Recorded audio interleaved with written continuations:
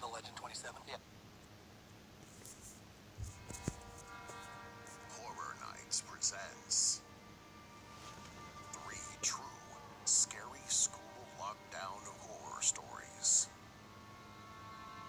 Number 3, the Dunbar High School Killings. On January 29, 2003, Dunbar High School in Washington, D.C. was practicing a school lockdown.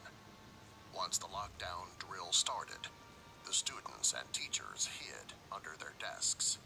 But after 10 minutes, they were restless. After 15 minutes, there was still no announcement that the drill was over. So some teachers just turned the lights back on and went back to teaching. However, one teacher decided to see what was going on. So she walked towards the main office, and she made a horrible discovery. One of the vice principals, 43-year-old Stacy Fields, was found murdered in the hallway. Her throat had been slashed so deeply that she was nearly decapitated. Sadly, the other 2 vice principals and the principal were all found dead in different hallways of the school. They had all been stabbed or hacked to death. The police were called and they reviewed the CCTV footage. When they watched it, they saw 4 figures dressed in black come out of hiding.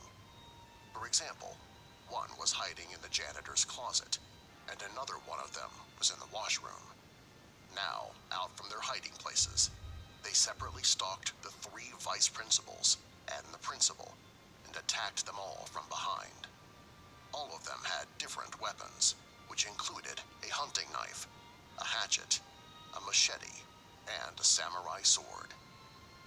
The killers weren't hard to track down, but what was hard was coming to terms with who the murderers were.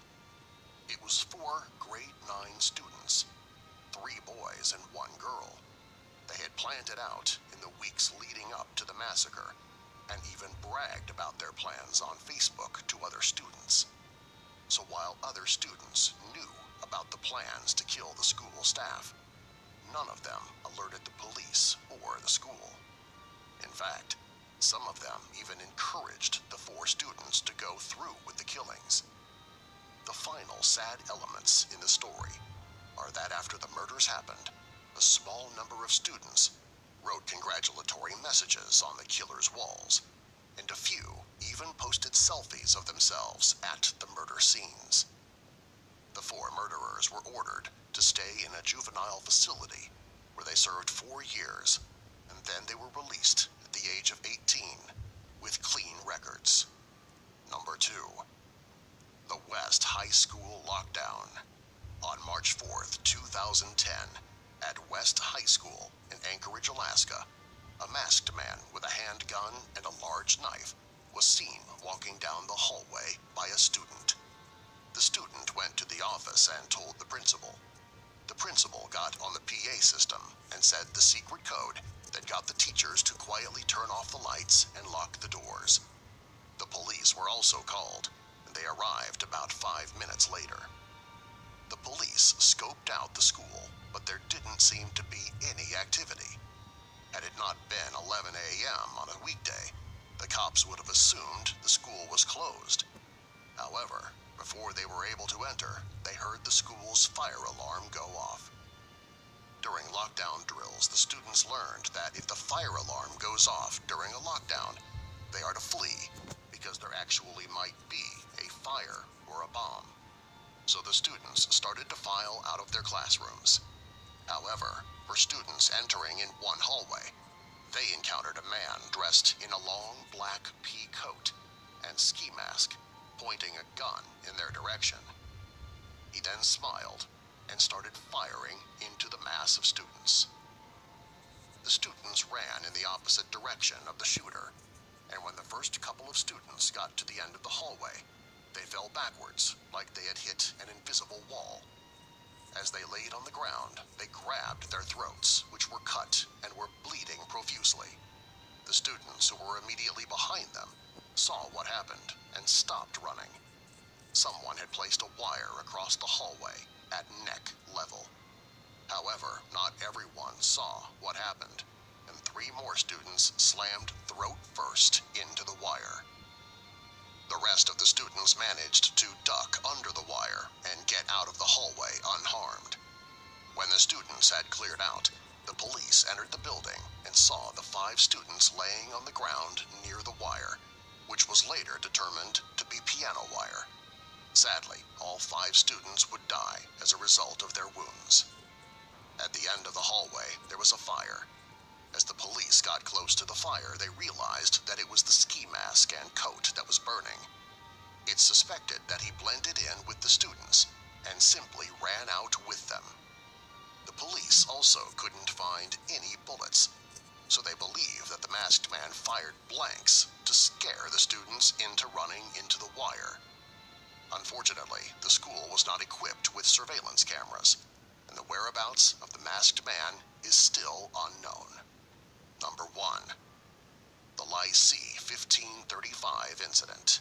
The year was 1961, and schools around the world had drills in case there was some type of emergency, like the outbreak of nuclear war. One such school was Lycée 1535 in Moscow, Russia. According to old classified files, a strange, unexplained event happened there during one of those drills. The headmaster of the school said that the drill started off normally, and he locked all the doors to the school. After doing so, he walked down the halls and looked into all of the classrooms. That's when he noticed that one classroom that should have been full was empty. The class was taught by Raisa Mikhailov, and the principal had no idea where they were. So he quickly walked around the school, but Mikhailov and her 20 students were nowhere to be found. He walked back to the classroom and checked it again. He even opened the door and took a good look around, but said it was empty. He closed the door behind him when he walked out of the classroom. He said that he was about 10 feet from the classroom when he heard the sound of screaming.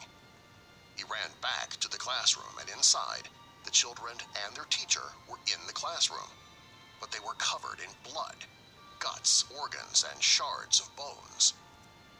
The local police were called in, and they brought in special government agents to investigate.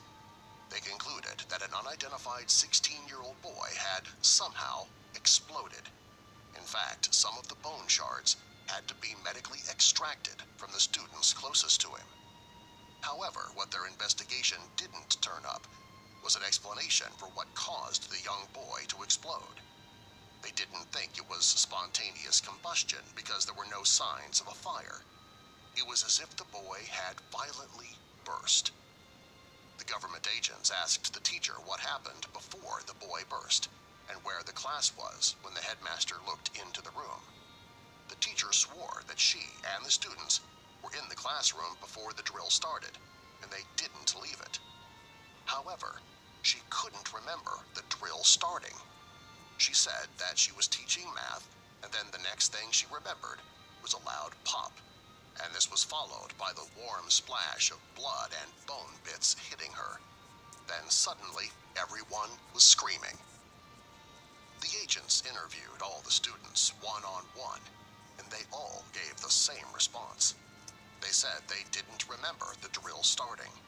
They said they were studying math, and then, suddenly, they were hit with the blood and guts of their classmate. The government agents ordered the students and staff not to talk about the incident. At the time, they thought that the exploding boy may have been caused by some American weapon. But today, they're not sure because no weapon like that has ever been developed. Also, the weapon doesn't explain where the students went before the drill and why they had about